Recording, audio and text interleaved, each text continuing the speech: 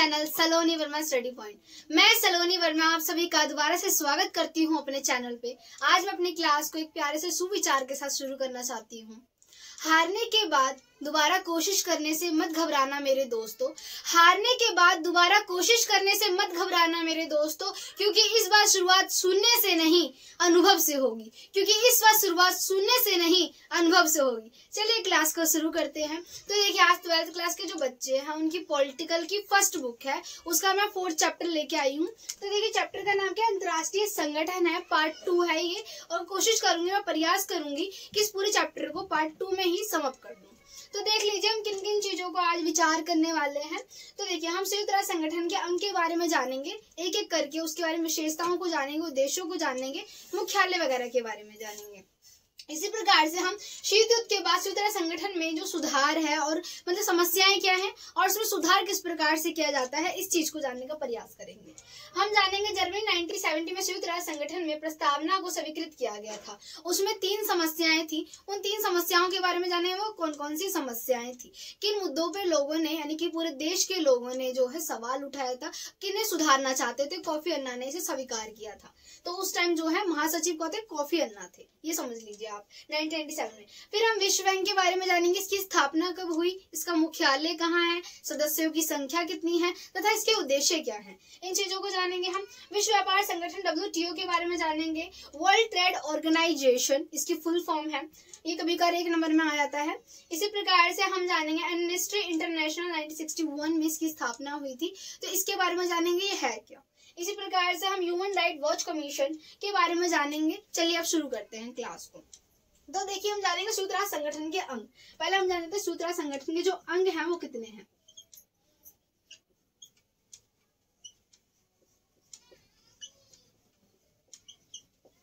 देखिए, अंग मैं आपको अगर बताऊं अंग को लेकर, तो आपको बताऊं पूरे टोटल जो हैं वो आपको पहले कितने थे, 6 थे। कितने थे, पहले 6 अंग थे, अब जो है 5 हैं। उसमें से एक को हटा दिया गया, वो कौन सा पहले ये बता देती हूँ आपको, फिर मैं आपको अंग बताती हूँ। तो देखिए, न्यायिका जो है, न्यायिका परिषद जो है, परिषद को 1994 में इसे खत्म कर दिया गया। इसके कार्य को खत्म कर दिया गया। क्या कर दिया गया, खत्म कर दिया गया।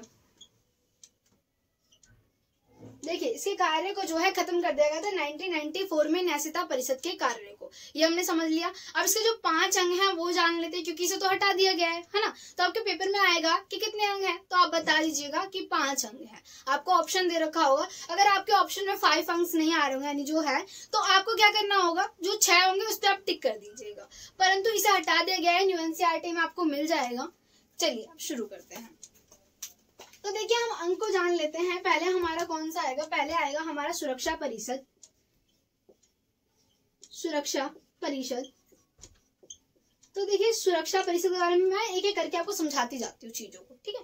तो देखिए, सुरक्षा परिषद आएगा और उसके बाद आपका क्या आएगा, अंतर्राष्ट्रीय न्यायालय।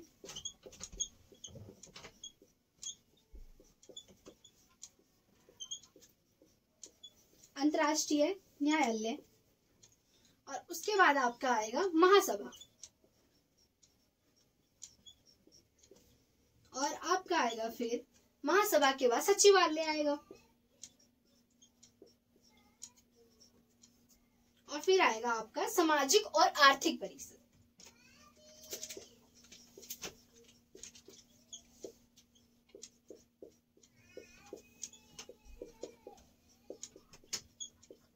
देखिए, अब आपने ये देख लिया है कि कितने अंग हैं, टोटल अब 5 अंग हैं, है ना। तो आपने देखा है कि सुरक्षा परिषद आ रहा है पहले आपका, फिर आपका अंतर्राष्ट्रीय न्यायालय, महासभा, सचिवालय, सामाजिक और आर्थिक परिषद। इसमें इसी के दौरान क्या है, हमने देखा कि एक अंग को हटा दिया गया है, न्यायिका परिषद को 1994 में समाप्त कर दिया गया था इसके कार्य को। अब देखिए, हम सुरक्षा परिषद के बारे में थोड़ा सा जान लेते हैं कि इसके जो है अंग कितने हैं। चलिए हम सुरक्षा परिषद के बारे में जानते हैं। तो देखिए, सुरक्षा परिषद में जो है टोटल अंग जो है वो आपको बताती हूँ मैं। तो देखिए, 5 जो है आपको स्थायी मिलेंगे। इस 5 जो है वो कितने हैं, क्या है, वो स्थायी सदस्य हैं। अब 5 स्थायी सदस्य में कौन कौन है वो जान लीजिए। अमेरिका, रूस, चीन, फ्रांस और ब्रिटेन, ये जो है वो आपके 5 जो है स्थायी सदस्य हैं। उसके बाद आते हैं हमारे 10। अब 10 जो है वो अस्थायी हैं।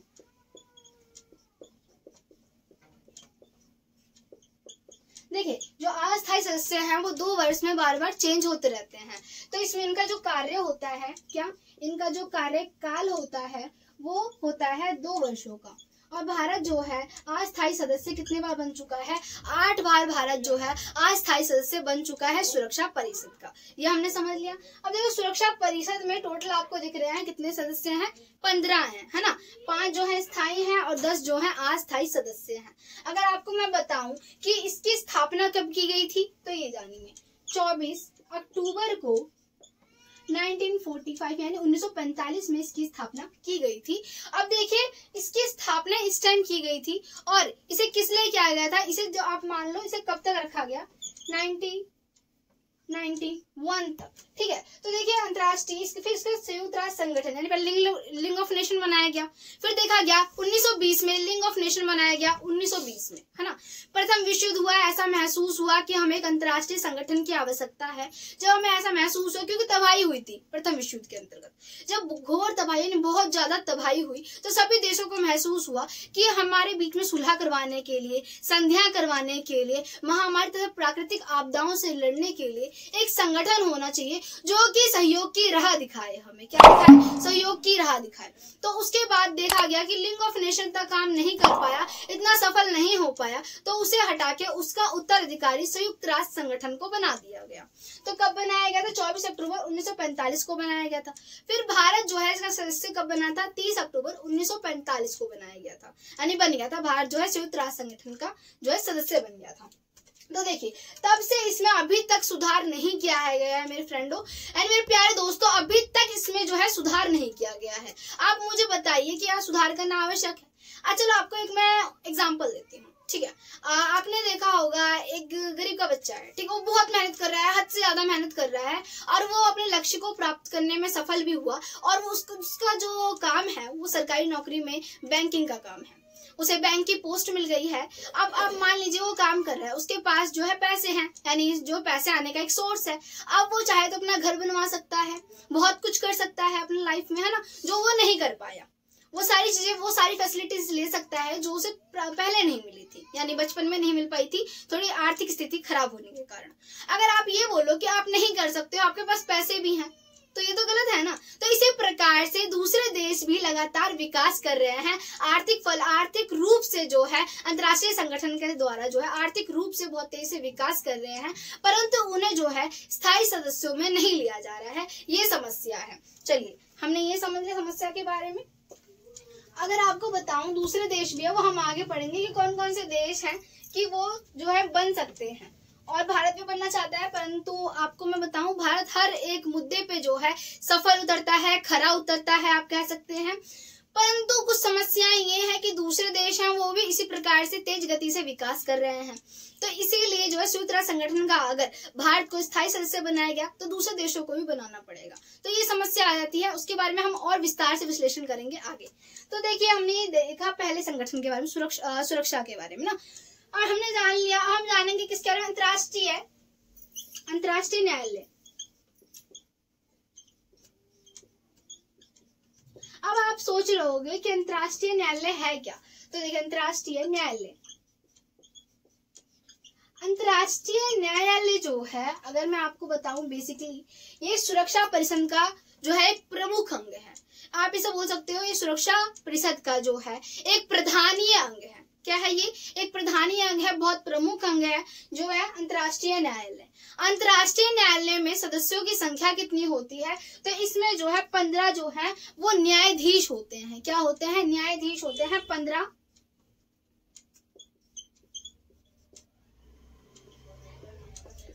न्यायाधीश जो होते हैं, इनका जो कार्यकाल होता है वो होता है 5 वर्षों का। कितना? 5 वर्षों का इनका कार्यकाल होता है। 5 का है ये इनका जो है कार्यकाल होता है, ठीक है, यानी 5 वर्षों लिख दूं मैं,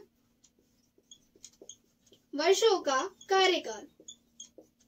अब देखिए इनका कार्यकाल क्या है, 5 वर्षों का कार्यकाल होता है। आम सभा के द्वारा इन्हें चुना जाता है। अब इन्हें आम सभा तथा संयुक्त राष्ट्र संगठन यानी सुरक्षा परिषद में और साथ में किसमें, ये है हमारा क्या कि आम सभा में बहुमत के द्वारा पास होना चाहिए, यानी बहुमत लेके आके ही ये जो है न्यायाधीश बन सकते हैं। इनका कार्यकाल जो है 5 वर्ष का होता है, ये हमने समझ लिया इसके अंतर्गत। अब देखिए हम जानेंगे दूसरे के बारे में, हम जानेंगे महासभा के बारे में। मैं थोड़ा रोक दे, पानी पीऊंगी। बढ़िया, ऐसे रोक लिया करो। अब हम जानेंगे महासभा के बारे में। पहले आपको मैं अंतर्राष्ट्रीय, जो आपको मैंने बताया था क्या, अंतर्राष्ट्रीय न्यायालय, जो न्यायाधीश होते हैं उनका कार्यकाल कितने वर्ष का होता है, सही पहचाना, 5 वर्ष का होता है। जो आपको मैं बताऊं कि देखिए अब इसमें जो है जो 15 न्यायाधीश होते हैं, अंतर्राष्ट्रीय जो है 15 न्यायाधीश होते हैं, उनका कार्यकाल जो होता है 9 वर्षों का होता है। 9 वर्ष में इन्हें जो है आम सभा तथा सुरक्षा परिषद में बहुमत के द्वारा ही इन्हें न्यायाधीश नियुक्त किया जाता है। अब इसके बाद हम महासभा के बारे में अगर हम जाने तो महासभा हो गया। अब महासभा में सदस्यों की संख्या कितनी होती है ये जान लेते हैं। तो सदस्य जो होते हैं वो 193 सदस्य होते हैं महासभा के अंतर्गत। ठीक है, अब हमने ये जान लिया। और इसका ये आप बोल सकते हो मुख्यालय कहाँ है, तो इसका मुख्यालय जो है वो हैगा न्यूयॉर्क में। ऐसे अंतर्राष्ट्रीय न्यायालय जो आपको मैंने बताया था उसका मुख्यालय कहाँ है, हैंग में, यानी कि हैंग में, नीदरलैंड में। अब इसी प्रकार से हमने जान लिया महासभा के बारे में, किसके सदस्यों की संख्या कितनी होती है। अब हम जानेंगे सचिवालय के बारे में।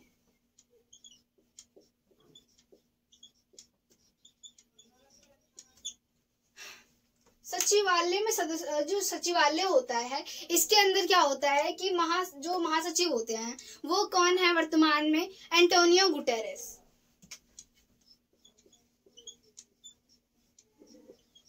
एंटोनियो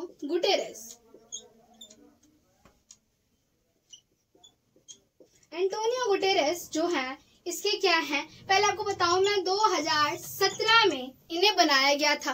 तो ये इनका कार्यकाल जो है, इनका जो कार्यकाल होता है वो 5 वर्ष का होता है। थोड़ा सा इसमें कंफ्यूजन हुई थी। इनका कार्यकाल क्या है, 5 वर्ष का होता है 2017 में। ठीक है, 2022 तक इनका कार्यकाल रहा। अब 2022 में चुनाव हुए तो ये फिर से जीत गए महासभा में, कौन, एंटोनियो गुटेरेस। तो ये अब 2022 से ये 2026 तक जो है वो क्या है, महासचिव है। अब ये आपने समझ लिया इसके बारे में। एंटोनियो गुटेरेस 1 नंबर में आता है, कौन है वर्तमान के। चलिए अब आगे चलते हैं। हमने एक एक करके अंगों के बारे में जाना है। अब हम जानेंगे वो सामाजिक और आर्थिक परिषद के बारे में।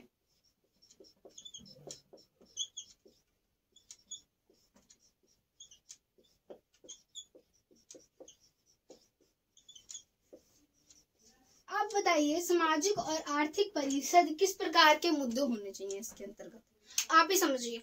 इसमें क्या होता है, ये पूरे देश की देखभाल करती है। पूरे देश में जो आप मान लीजिए कोई मनमुटाव है, भेदभाव है, या फिर उनके बीच में जो है मतभेद की स्थिति है, तो इसे वो सुलझाने का प्रयास करती है। हमारी सामाजिक और आर्थिक परिषद क्या करती है, इसे सुलझाने का प्रयास करती है। झगड़ों को आप ये मान सकते हैं। अगर पूरे देश में मान लीजिए कि सभी देश की देखभाल कर रही है, कुछ देश गरीब होते तो कुछ देश बहुत ज्यादा अमीर होते हैं। अब जिन देशों के पास खाने के लिए नहीं होता है उन देशों की ये सहायता करती है और उनकी देख रेख करती है, उन्हें प्रोवाइड करती है। अब आपने एक एक करके सारे 5 अंगों के बारे में जान लिया है। चलिए अब आगे चलते हैं। देखिए हम जानने वाले हैं क्या है हमारा क्वेश्चन, ये देखिए। अब हमारा सेकंड हैगा शीत युद्ध के बाद संयुक्त राष्ट्र संगठन की समस्या और सुधार। अब देखिए संयुक्त राष्ट्र शीत युद्ध के बाद आपको पता होगा कि शीत युद्ध प्रथम कब हुआ था। तो देखिए प्रथम जो हमारा विश्व युद्ध हुआ था वो कब हुआ था ये बताइए पहले आप। 1939 से 1945 में प्रथम विश्व युद्ध हुआ था। इसमें बहुत तबाही हुई थी, इसलिए संयुक्त राष्ट्र संगठन को इसे जो है लीग ऑफ नेशन का उत्तराधिकारी बनाया गया था। ये हम जानते हैं इस चीज से। तो इसी प्रकार से शीत युद्ध के बाद की समस्याएं क्या थी अब ये जानने वाले हैं। तो पहले क्या है कि हम जानते हैं यूएसएसआर यानी सोवियत संघ जो है वो क्या था, 2 महाशक्तियां थी। एक हमारी अमेरिका थी, क्या थी, एक अमेरिका थी और दूसरी हमारी यूएसएसआर थी, यानी कि संयुक्त राष्ट्र संगठन थी, है ना। अब इन दोनों के बीच में जो है वो महाशक्ति बनने की होड़ थी। यह मैंने आपको पढ़ाया था फर्स्ट चैप्टर के अंदर, है ना। तो देखिए इसमें बता रखा है कि उस टाइम, अब आप ये बताइए कि जो यूएसएसआर है उसका पतन कब हुआ था, ये बताइए। तो आप सही बोल रहे हो कि 25 दिसंबर को हुआ था, 1991 में इसका पतन हुआ था।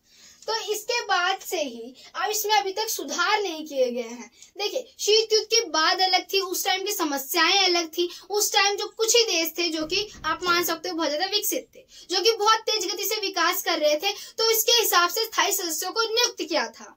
आप एकदम सही बोल रहे हैं। अब देखिए आपने देखा कि स्थायी सदस्यों को नियुक्त किया गया था, कौन कौन से थे, मैंने आपको बताया था कि अमेरिका हो गया, रूस हो गया, चीन हो गया, ब्रिटेन हो गया, फ्रांस, ये 5 स्थायी सदस्य थे। तो ये शक्तियां बन के उभर रहे थे, तो इन्हें क्या स्थायी सदस्य नियुक्त कर दिया गया। परंतु अब वर्तमान में सदस्यों की संख्या को क्यों नहीं बढ़ाया गया, क्योंकि दूसरे देश भी बहुत तेजी से विकास कर रहे हैं, है ना। जैसे कि आप जापान को ले सकते हैं, एशिया को ले सकते हैं, अफ्रीका को ले सकते हैं, अपने भारत को ले सकते हैं। तो देखिए इस प्रकार से समस्याएं क्या है कि सदस्यों की संख्या सिर्फ 15 है, यानी स्थायी सदस्य जो हैं वो 5 हैं, अस्थायी सदस्य 10 है। अगर आपको मैं बताऊं कि जो अस्थायी सदस्य हैं उनके में एक बार तो सुधार किया गया था, जो कि आपको मैंने पिछली वीडियो में बताया था।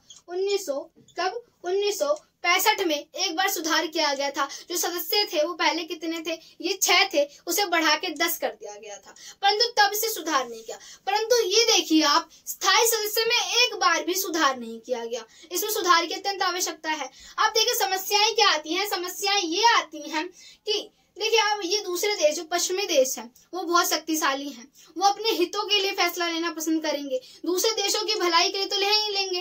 तो ये समस्या होती है कि इसमें अभी तक जो है सुधार नहीं किया गया है। वर्तमान में सुधार कर लेना चाहिए, परिस्थितियां इस प्रकार से हो गई हैं। तो इसके सुधार को लेकर जो है समस्याएं देखने के लिए हमें मिलती हैं। अब अगर आपको मैं बताऊं कि देखिए इसमें बता रखा है कि जनवरी को 1997 में संयुक्त राष्ट्र संगठन में एक प्रस्ताव पारित हुआ था। जो प्रस्ताव पारित हुआ था उसे कोफी अन्ना ने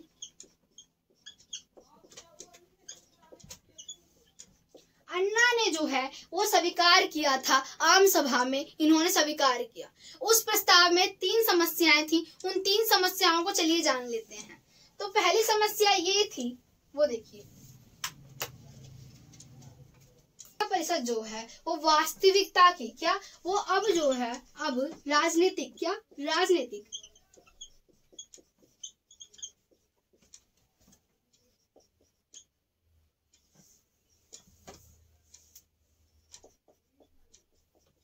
वास्तविकता की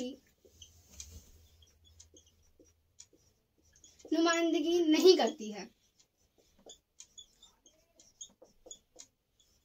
और आप बोल सकते हैं जो हित होते हैं उसमें पश्चिमी देशों की छाप होती है।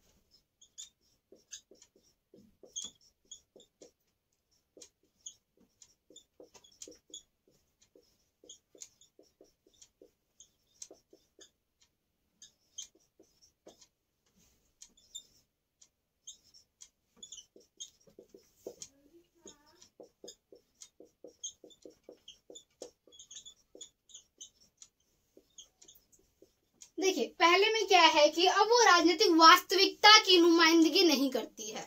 क्या कर रही है वास्तविक, यानी राजनीति में क्या है वो आप देख रहे हो कि 5 जो स्थायी सदस्य हैं उनकी बातों को जाना जा रहा है, उनके हितों के लिए फैसले लिए जा रहे हैं। अब ये क्या बोला गया है कि हितों में पश्चिमी देशों की छाप होती है। मान लीजिए कोई फैसला लिया गया है, वो फैसला पूरे देश के लिए नहीं लिया गया है, वो सिर्फ किसके लिए, इन 5 सदस्यों के लिए बहुत ज्यादा ही उपयोगी है, लाभदायक है, बाकी देशों के लिए वो इतना बेनिफिशियल नहीं है, आप ये कह सकते हैं।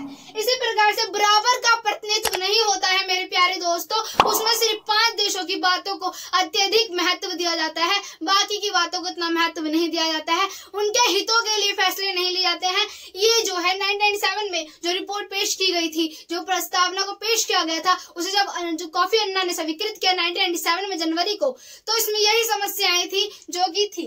अब देखिए इसके बाद कोफी अन्ना ने यह बोला, जनवरी 1997 में इन्होंने बोला कि उन्होंने कहा कि देखिए किस प्रकार से सुधार किए जाए, तो उन्होंने एक प्रस्तावना को भेजा। इसके अंतर्गत उन्होंने ये रिपोर्ट में बोला कि जो होनी चाहिए, देखिए अब जानेंगे चाहिए, उस देश के अंदर किन किन चीजों की बातें होनी चाहिए, उसके अंदर किस प्रकार की वो विकास कर रहा हो, यानी किस प्रकार से उसके अंदर विकास हो रहा हो। तो पहला जो है वो आबादी जो है उसकी अधिक हो, लोकतंत्र को प्रतिष्ठा देता हो, अत्यधिक मानता हो, और वो जो सुरक्षा परिषद के परेड में सदैव ही योगदान देता आता रहा हो, और साथ में वो सुरक्षा परिषद की सुरक्षा के लिए सदैव ही कदम उठाता आता रहा हो, और कोई जो है उसकी अवहेलना कर रहा हो तो उसके साथ ना देखे उसके खिलाफ हो गया हो। इस प्रकार से बताया गया है इन चीजों को। तो आपने ये समझा। अब देखिए हमारी वीडियो थोड़ी लंबी हो रही है मेरे प्यारे दोस्तों, तो ये जो थोड़ा सा टॉपिक है, जैसे विश्व बैंक के बारे में, वर्ल्ड ट्रेड ऑर्गेनाइजेशन यानी इसका फुल फॉर्म ये हैगा, WTO के बारे में, एमनेस्टी इंटरनेशनल के बारे में, ह्यूमन राइट्स वॉच कमीशन के बारे में, ये सब हम पार्ट 3 में जानेंगे। आशा करती हूँ वीडियो अच्छी लगी।